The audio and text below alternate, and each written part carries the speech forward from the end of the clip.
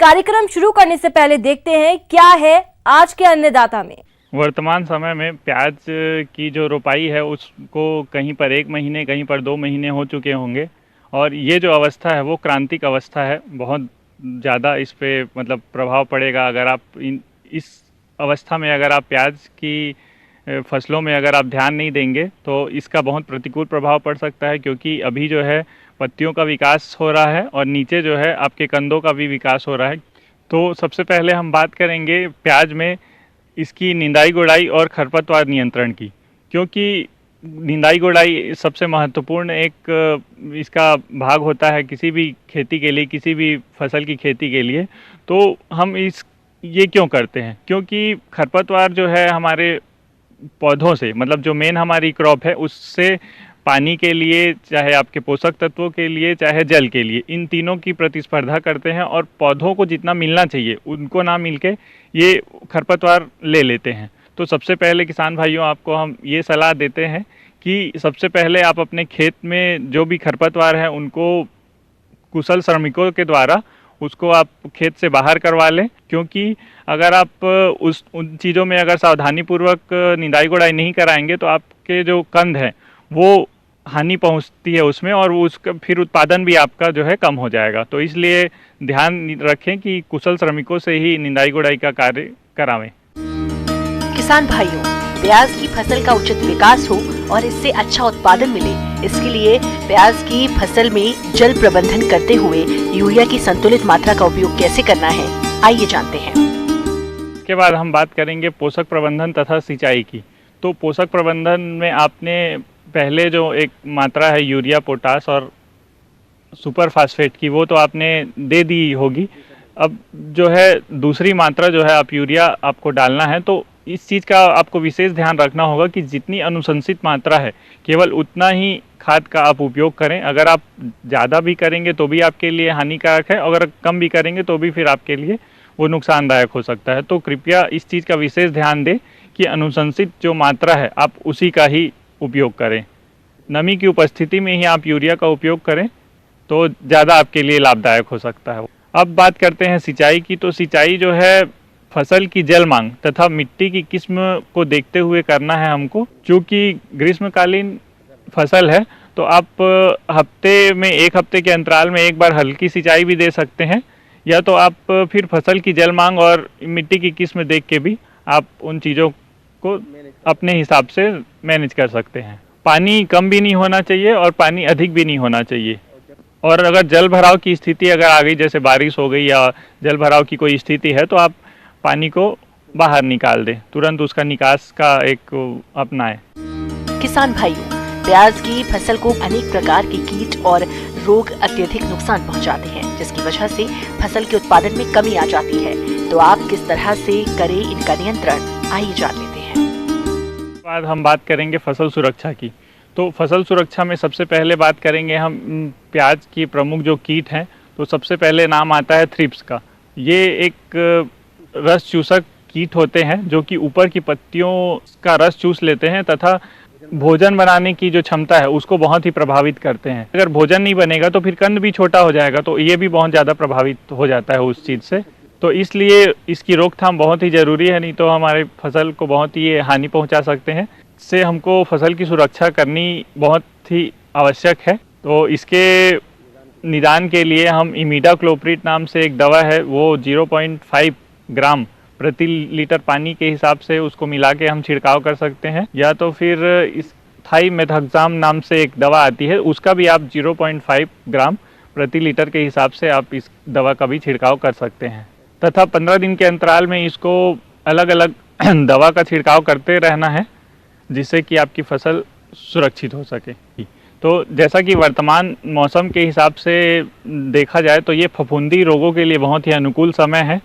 तो बादल छाए हुए हैं, आर्द्रता बनी हुई है, तापमान कहीं पर ज़्यादा है, कहीं पर कम हो रहा है, तो ये सब जो है फफूंदी रोगों के लिए बहुत ही अनुकूल समय होता है, जिसको हम बोलते हैं पर्पल ब्लॉच। ये जो है बैगनी रंग के धब्बे पत्तियों पर बन जाते हैं, फिर वो धीरे धीरे पूरी पत्तियों को भूरे रंग की अवस्था में ला देते हैं, सुखा देते हैं, जिससे कि इससे भी जो है भोजन बनाने की जो प्रक्रिया है वो बाधित हो जाती है और इससे कंद भी प्रभावित होते हैं।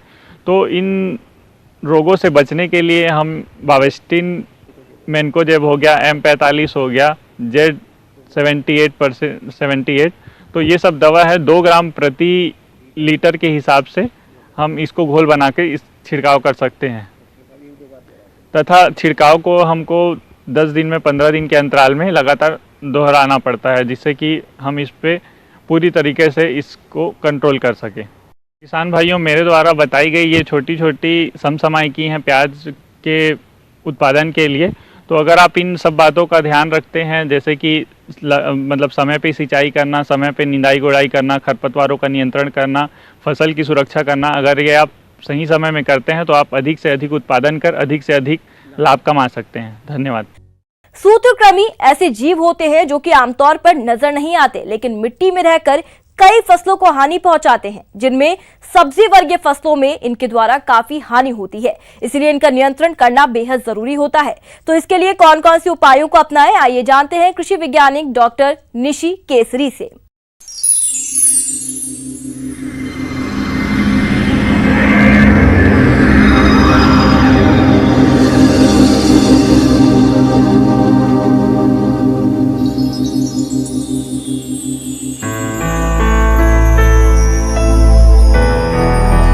सूत्रकृमि मुख्यतः कददू वर्गीय सब्जियों, चुकंदर, गाजर, टमाटर, बैगन, मिर्च, भिंडी, शकरकंद आदि सब्जी फसलों को नुकसान पहुंचाता है।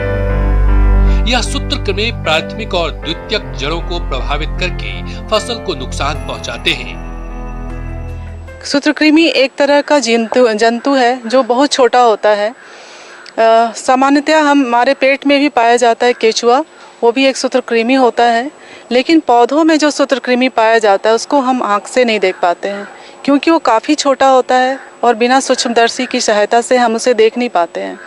लेकिन यह छोटा सा जंतु भी काफ़ी ज़्यादा हमारे फसलों को हानि पहुंचाता है, क्योंकि सूत्रकृमि एक तरह का जंतु है और उसके मुंह में भाले के आकार का एक अंग बना होता है, जिससे वो पौधों के जड़ों को छेद करता है। और ये छेद करने के बाद उस पौधों की जड़ों की कोशिकाओं से सारा द्रव चूस लेता है और अपना पॉपुलेशन बढ़ाता है, अपनी संख्या को बढ़ाता है। और इसकी वजह से पौधों में जड़ गांठ या जड़ में गलन, जलन, इस तरह के बहुत सारे लक्षण दिखाई पड़ते हैं। संक्रमित जड़ें विभिन्न आकार की गांठें बनाती है, जिसकी एक निश्चित संख्या से अधिक उपस्थिति पौधों में पानी और अन्य पोषक तत्वों को प्राप्त करने में अवरोध उत्पन्न करती है, जिससे ग्रस्त पौधों की पत्तियां पीली पड़ जाती है। सब्जियों में सूत्रकृमि ग्रसित पौधा मुरझा जाता है तथा पौधा बौना रह जाता है। पौधों को उखाड़कर देखने पर यह दिखता है कि जड़ें सीधी ना होकर आपस में गुच्छा बना लेती है। जड़ों पर गांठें बनकर फूल जाती है और पौधों में फूल व फल देरी से लगते हैं और वो झड़ने लगते हैं। फलों का आकार छोटा हो जाता है और उसकी गुणवत्ता कम हो जाती है। सूत्रकृमि भी बहुत तरह का होता है, लेकिन यह जड़गांठ सूत्रकृमि होता क्या है कि इसकी जो मादा होती है वो जड़ के अंदर जाके बैठ जाती है और पूरे जड़ को एक ही जगह बैठ के खाती रहती है। और एक मादा कम से कम 400 से 500 अंडे देती है और यह मिट्टी में पड़ी रहती है। और जब आप दूसरी फसल को आप लगाने जाते हैं तो उस फसल पर भी इसके बच्चे आक्रमण कर देते हैं और अंदर जाके उसको खाने लगते हैं। तो मान लीजिए कि जहां आपने बिछड़ा लगाया है वो मिट्टी अगर संक्रमित है सूत्रकृमि से, तो वो वहां से अपने आप आ जाएगी। और या फिर आप जहां पे आप लगाने जा रहे हैं और वह मिट्टी संक्रमित है तो उससे भी यह उसके जड़ों के अंदर आ जाता है।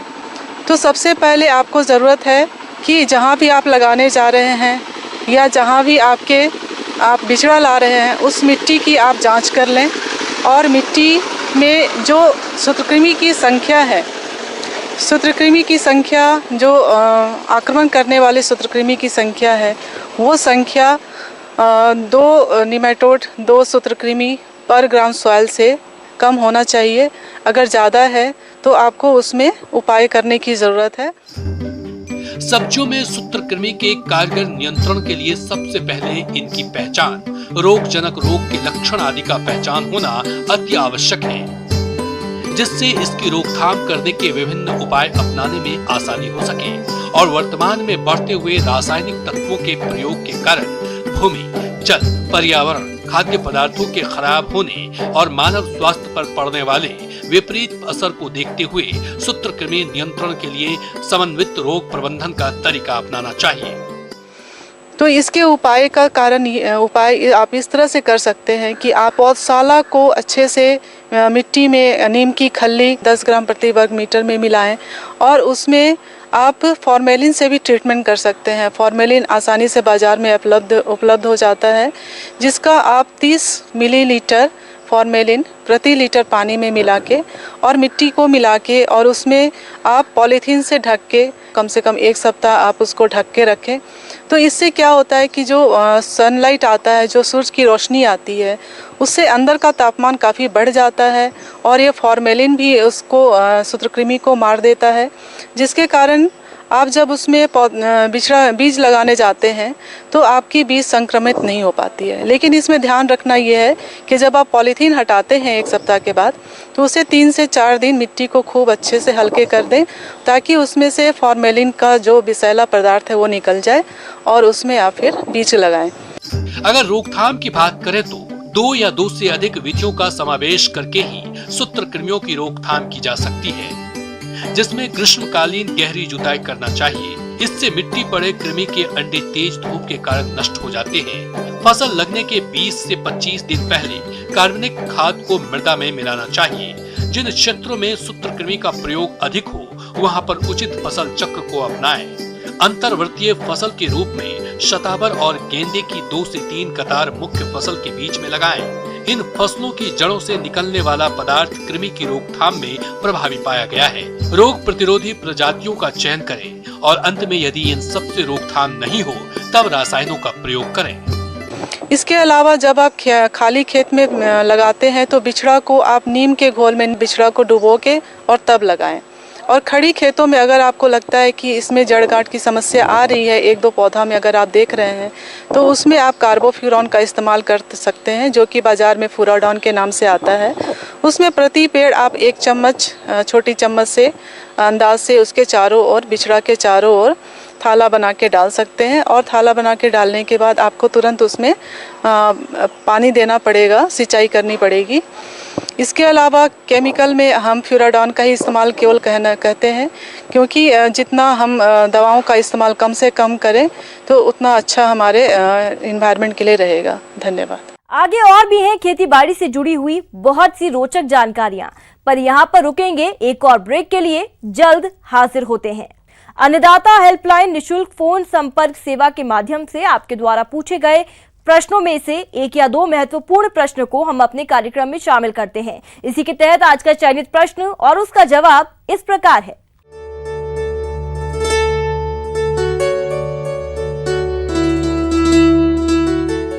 निःशुल्क अन्नदाता हेल्पलाइन में आज हमने जिस प्रश्न को शामिल किया है उसे पूछा है ग्राम हल्दिया, जिला जबलपुर के अनुरूप शर्मा ने। आपने इस समय अमरूद के बाग में किए जाने वाले जरूरी कार्यों पर जानकारी चाहिए है, तो इसके लिए देखिए कार्यक्रम का यह अंश।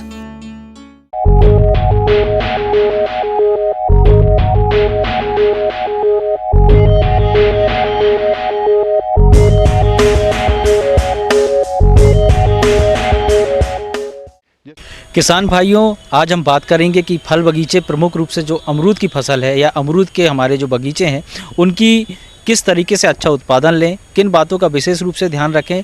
इसके लिए सबसे पहले इस वक्त जो हमारा ग्रीष्म काल में पौधों की जो अगर छोटे साइज़ के भी हैं या बड़े साइज़ के हैं, या हम कह सकते हैं कि पुराने बगीचे हों या नए बगीचे हों, उसमें प्रमुख रूप से है कटाई छटाई। इस समय कटाई छटाई प्रमुखता से करें और कटाई छटाई करने के लिए इस बात का ध्यान रखें कि हमें मोटी शाखाएं नहीं काटनी है, बल्कि हमारी जो अंगुली होती है उस साइज़ की जो शाखाएं हैं उनको काटें, और जो नई शाखाएं आएंगी उसमें अच्छे फूल भी आएंगे और अच्छे फल भी आएंगे। और अगर आपके वृक्ष की सही तरीके से उसका शेप नहीं आ रहा है, उसका सही तरीके से आकार नहीं आ रहा है, तो आपको चाहिए कि जो कई बड़ी शाखाएं भी हैं उनको भी कटाई करके सही शेप में आप अपने बगीचे के जो पौधे हैं उनको या वृक्ष हैं उनको अच्छी तरीके से ठीक कर सकते हैं। जब भी हम कटाई छटाई करें तो कई बार देखा गया है कि उसमें जो हमारे फंगस वाले रोग हैं वो लग जाते हैं। तो इनकी रोकथाम के लिए हमें चाहिए कि जो बोर्डो पेस्ट है उसका हम पेस्ट लगा दें में उन जहाँ पे काटा है या छटाई करी है ऐसे स्थानों पे, ताकि रोगों से बचाव हो सके। किसान भाइयों, अमरूद के बाग से गुणवत्ता युक्त अधिक फलत प्राप्त करने के लिए महत्वपूर्ण पहलू है खरपतवार नियंत्रण, सिंचाई और खाद प्रबंधन। इसलिए इन्हीं बातों को ध्यान में रखते हुए आप अपने बाग में खरपतवार सिंचाई और खाद प्रबंधन कैसे करें, आइए जानते हैं। जो हमारा बगीचा है उस बगीचे के उसमें जो खरपतवार हैं उनका विशेष रूप से नियंत्रण करना हमें आवश्यक है। तो चाहे वो बहुवर्षीय हो चाहे एक वर्षीय हो, सभी खरपतवारों को एक बार खेत से पूरी तरीके से साफ़ सफाई करा दें और साफ़ सफाई कराने के बाद किसी एक जगह पे उनको इकट्ठा करके या तो खाद बनाएं या फिर उसको नष्ट कर दें। अमरूद के बाग में सिंचाई शरद ऋतु में 15 दिन के अंतर पर तथा गर्मियों में 7 दिन के अंतर पर करते रहना चाहिए, जबकि फल देने वाले पौधों से फल लेने के समय को ध्यान में रखकर सिंचाई करनी चाहिए। उदाहरण के लिए बरसात में फसल लेने के लिए गर्मी में सिंचाई की जाती है, जबकि सर्दी में अधिक फल लेने के लिए गर्मी में सिंचाई नहीं करनी चाहिए। ग्रीष्म काल में हमारे पौधों को अगर पानी की कमी हो जाएगी तो उनका विकास रुक जाएगा और जो नई शाखाएं हैं वो आना रुक जाएंगी और आने वाले समय में आपके पौधों में जो आप उत्पादन चाहते हैं वो प्राप्त नहीं होगा। इसके लिए आपको चाहिए कि आप या तो आपके पास अगर ड्रिप इरिगेशन की या ड्रिप के माध्यम से जो बूंद बूंद सिंचाई है इसकी अगर व्यवस्था है तो आप बूंद बूंद सिंचाई की व्यवस्था आपके खेत पे कराएं और उसके लिए इस बात को सुनिश्चित करें कि सभी वृक्षों को पर्याप्त मात्रा में पानी की उपलब्धता हो रही है। इसके अलावा आप चाहें कि पानी की कमी ना हो, इसके लिए नमी बरकरार रहे, इसके लिए आप जो घास फूस बचा होता है या हमारे पौधों के जो अवशेष बचे होते हैं उनको आप उसमें मल्चिंग के रूप में इस्तेमाल कर सकते हैं। एक बात विशेष रूप से ध्यान रखें कि पौधों को पोषक तत्वों की आवश्यकता होती है और पोषक तत्वों के लिए आप या तो गोबर की खाद अच्छी सड़ी हुई होनी चाहिए और या तो फिर केचुआ खाद, वर्मी कंपोस्ट जिसे हम कहते हैं, इनका इस्तेमाल आप कर सकते हैं। प्रति पौधा आप अगर केचुआ खाद या वर्मी कंपोस्ट का इस्तेमाल करें, अगर हमारे पौधे 2 से 5 वर्ष तक के हैं तो उसमें लगभग 6 से 7 तगाड़ी तक आप गोबर की खाद या केचुआ की खाद डाल सकते हैं। इसके अलावा बड़े वृक्ष हैं और 5 साल से ऊपर के हैं तो उसमें लगभग 10-11 तगाड़ी तक आप गोबर की खाद अच्छी सड़ी हुई या केचुआ खाद डाल सकते हैं। इसके बाद आप उनको अच्छी तरीके से मिला देवें और फिर पानी देवें तो निश्चित रूप से आपको अच्छा लाभ होगा। अब बात आती है रोग और कीट नियंत्रण की। तो आप अपने अमरूद के बागों में रोग और कीटों का किस तरह से नियंत्रण करें, आइए जानते हैं। अगर ग्रीष्मकाल की बात करें तो फ्यूजेरियम जो होता है या हम कह सकते हैं उगरा रोग जो कहते हैं वो आपके इस फसल में आती है। और ग्रीष्मकाल में अगर जब आपको दिखता है कि पौधों में फ्यूजेरियम की बीमारी का कहीं आपको दिख रहे हैं तो किसान भाइयों आपको चाहिए कि M48 रेडोमिल जो दवा है उसकी लगभग 2 ग्राम मात्रा प्रति लीटर पानी में घोल बनाकर उसका अगर छिड़काव करें, इससे आपको ये जो फ्यूजेरियम की बीमारी है इससे रोकथाम होगी।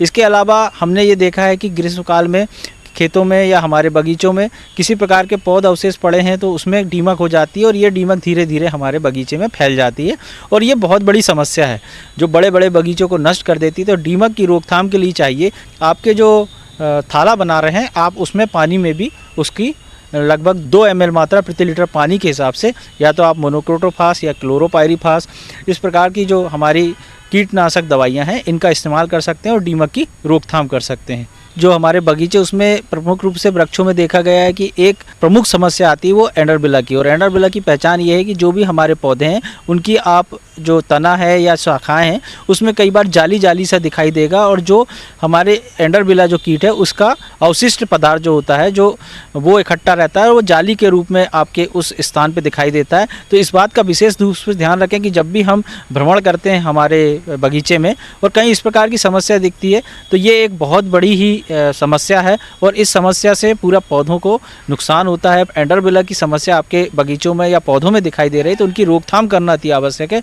और रोकथाम करने के लिए आपको क्या चाहिए कि सबसे पहले तो या तो इंजेक्शन के माध्यम से क्लोरोपाइरीफास की दवा 2 ml प्रति लीटर के हिसाब से उन जो आप जाली देखते हैं वो जाली को हटाएंगे तो वहाँ पे कहीं ना कहीं एक छेद दिखाई देगा, उसके अंदर आप इस दवाई को डाल सकते हैं। या सबसे साधारण या सिंपल उपाय है वो है मिट्टी का तेल। मिट्टी के तेल का किसी भी रुई में फोया बनाकर और उस छेद के अंदर किसी तार से अच्छी तरीके से अंदर डाल दें और गीली मिट्टी से उस छेद को बंद कर दें तो आपको ये जो एंडरबिला की समस्या है इससे निजात मिलेगी और आपके बगीचे में पौधों की बढ़वार भी अच्छी होगी और पौधों को सूखने की समस्या नहीं होगी। इस प्रकार से आप अमरूद के बगीचे में इस कीट से रोकथाम कर सकते हैं और अच्छा लाभ प्राप्त कर सकते हैं। अब आइए देखते हैं कल दिखाए जाने वाले कार्यक्रम की मुख्य झलकियां।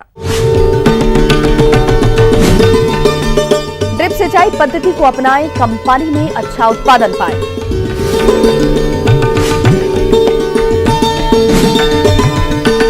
मछली सह बत्तख पालन है लाभकारी व्यवसाय।